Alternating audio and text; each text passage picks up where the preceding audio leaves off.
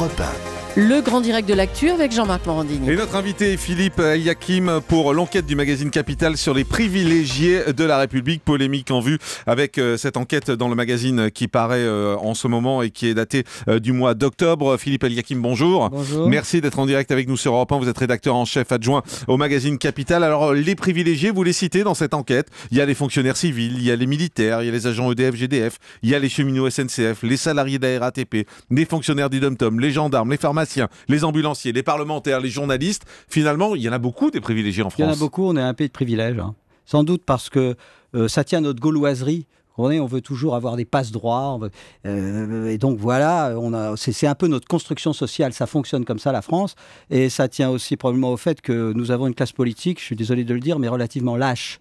C'est-à-dire qu'ils n'osent pas attaquer ces privilèges. On le voit tous les jours. On le voit en ce moment, par exemple, avec les professions protégées. Alors, François Hollande a dit qu'il allait leur régler leur compte, et puis finalement, rien du tout. Donc, ces privilèges, ils perdurent d'année en année, de décennie en décennie, et ils deviennent de plus en plus obsolètes et de plus en plus insupportables pour les gens qui n'en ont pas, c'est-à-dire pour la majorité de la population. Alors, on l'aborde souvent dans ce grand direct de l'actu. Il y a le fameux statut des fonctionnaires. Et vous avez une description. Alors, ça fait 2 pages sur le statut des fonctionnaires. Où vous parlez des augmentations de salaire garanties, des aides familiales généreuses, des appartements de fonction à l'appel, des congés maladie à rallonge, des retraites à faire rêver, des pensions de réversion à tout âge. C'est pas un peu poujadiste ? Non, c'est pas poujadiste. Écoutez, nous, ce qu'on a fait, parce qu'il y a beaucoup de fantasmes, parce que les gens imaginent des privilèges parfois qui n'existent pas, ils pensent que telle catégorie vraiment gagne beaucoup, alors qu'en réalité, c'est pas le cas. Et à l'inverse, ils connaissent pas un certain nombre de privilèges. Donc nous, on a voulu faire un travail qui n'a jamais été fait dans Capital. On a voulu vraiment voir quels sont les réels privilèges et combien ils coûtent. Et ensuite, on a fait la chose suivante, on a divisé par le nombre de ménages, de façon à savoir combien ça nous coûtait à nous, à chaque ménage, combien coûtait le privilège de telle ou telle catégorie. Alors les fonctionnaires, écoutez, c'est pas compliqué, c'est le plus important. Moi, je peux vous dire ici, selon nos calculs, ça coûte à chaque ménage, donc à chaque ménage français, 248 € par an.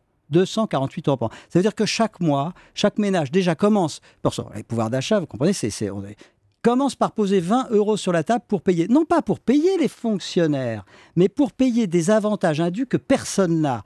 Exemple, le système de retraite. Tout le monde sait que le système de retraite des fonctionnaires, il est plus avantageux. Bon, ça coûte des fortunes et ce sont les autres qui payent. Autre exemple, il y a des aides familiales extrêmement généreuses pour les fonctionnaires.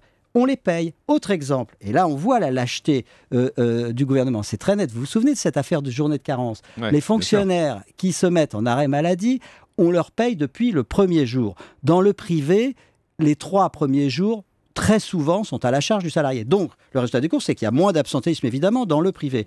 Donc je ne veux pas ici défendre la politique du gouvernement Sarkozy sur les fonctionnaires, parce qu'il y a beaucoup à dire aussi, parce qu'ils n'ont pas fait non plus le travail. Mais au moins là-dessus, ils l'avaient fait. Ils avaient dit, écoutez, messieurs, mesdames les fonctionnaires, si vous êtes absent le premier jour, vous allez devoir payer de votre poche. Que fait l'équipe de François Hollande en arrivant ? Elle remet ça en question. Résultat des courses, l'absentéisme qui avait baissé bondit de nouveau, et ça nous coûte 250 millions € à peu près.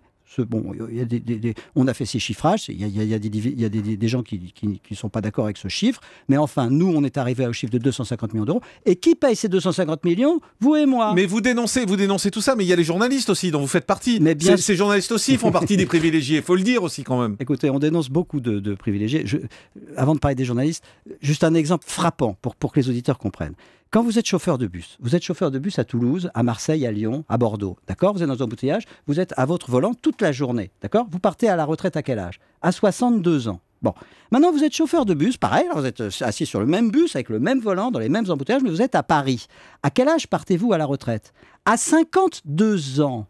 C'est-à-dire que c'est 10 ans de moins. Voilà, ce sont des choses qu'on ne sait pas. Le chauffeur de bus à Paris, il travaille 10 ans de moins que le chauffeur de bus partout ailleurs. Et qui paye ? Ce sont les contribuables, car c'est l'État qui verse une subvention. Mais certains vous diront que c'est des combats de plusieurs années. C'est le cas par exemple des électriciens des gaziers. Vous dénoncez le chauffage à l'œil, vous dénoncez des primes de mariage. Pareil sur les éboueurs marseillais, où vous dites qu'ils travaillent 3h30 par jour.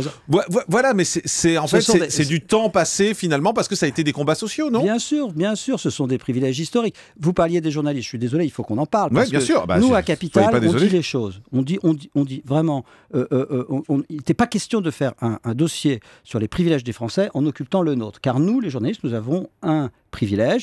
Il est assez fantasmé d'ailleurs parce que souvent les gens imaginent qu'on a beaucoup, qu'il est plus important qu'on a. Le privilège, il faut le dire. On peut déduire, chaque journaliste peut déduire de sa feuille d'impôt 7 550 €. Voilà, ça représente un gain moyen pour chaque journaliste de 1 600 € par rapport au commun des mortels. Et ça coûte aussi aux autres contribuables. Donc il n'est pas normal que les journalistes payent moins d'impôts que les autres. Il faut le dire, il faut dire ces choses. Vous parlez aussi des huissiers de justice, par exemple. Vous dites que le système actuel fait grimper les prix de 20%. On a Gabriel qui nous appelle, qui est huissier de justice. Bonjour Gabriel.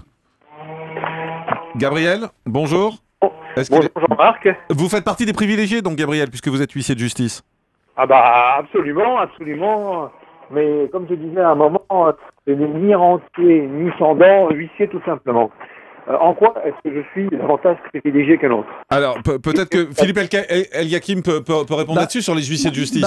Monsieur l'huissier, vous êtes privilégié parce que vous avez le monopole des significations, parce que quand vous allez porter un acte à quelqu'un, au lieu de l'envoyer par la poste, on pourrait très bien, il y a un système qui s'appelle lettre recommandée, ça marche très bien, mais seulement pour un certain nombre d'actes judiciaires, vous devez le porter. Et vous seuls, les huissiers, vous avez le monopole. Et vous allez prendre 80, 90, 100 € pour aller porter une lettre. Et ça, ce que je déplore en fait, c'est que vous nous jetez en pâture sans même nous connaître. Mais monsieur, je me jette moi-même en pâture puisque j'ai parlé des journalistes. Pensez tout simplement dans les rapports qui ont été rédigés. Je suis désolé Gabriel parce qu'on vous entend très mal. Le son est pas bon du tout, c'est dommage. On va sans doute essayer de vous rappeler, mais vous parlez également des intermittents, des journalistes, des juges arbitres, des militaires, des marins de la SNCM, des notaires. Enfin, tout le monde est privilégié selon vous. Mais c'est parce que la France fonctionne comme ça. Elle a été un empilement de privilèges. Et je vais vous dire, les Français étaient d'accord. Pourquoi les Français étaient d'accord? Parce qu'ils pensaient que quand il y avait un privilège dans une catégorie, tôt ou tard, ils allaient eux aussi en bénéficier. Regardez, c'est extrêmement intéressant. Les privilèges des cheminots qui partaient à la retraite à 50 ans. Ah, ils partaient à la retraite à 50 ans. Les autres à 60. Bon, 10 ans d'écart. Quand ils font une grève terrible en 1995, ils bloquent tout le pays. Que disent les Français? Y compris les Français qui sont sur les quais de gare en train d'attendre? Ils disent « Nous comprenons la lutte de ces cheminots, nous comprenons la lutte parce que... » Pourquoi ils disent qu'ils comprennent la lutte? Ils sont d'accord avec. Pourquoi? Parce qu'ils se disent que nous aussi, un jour, on va avoir la retraite à 50 ans. Mais aujourd'hui, ce système qu'on est dans la crise, tout le monde a compris qu'on l'aura jamais. Tout le monde a compris que les privilégiés, ce n'est pas l'avant-garde du progrès. Vous comprenez? C'est une situation figée que personne... Et il faut revenir sur ces privilèges. Et évidemment, une dernière chose, c'est que ça coûte 25 milliards d'euros, l'ensemble des privilèges que nous avons chiffrés, 25 milliards d'euros pour avoir une idée de ce que c'est. On pourrait supprimer toutes les taxes sur l'essence, par exemple. Toutes les taxes sur l'essence, ça rapporterait 13 milliards. Et on pourrait encore baisser de 20% l'impôt sur le revenu.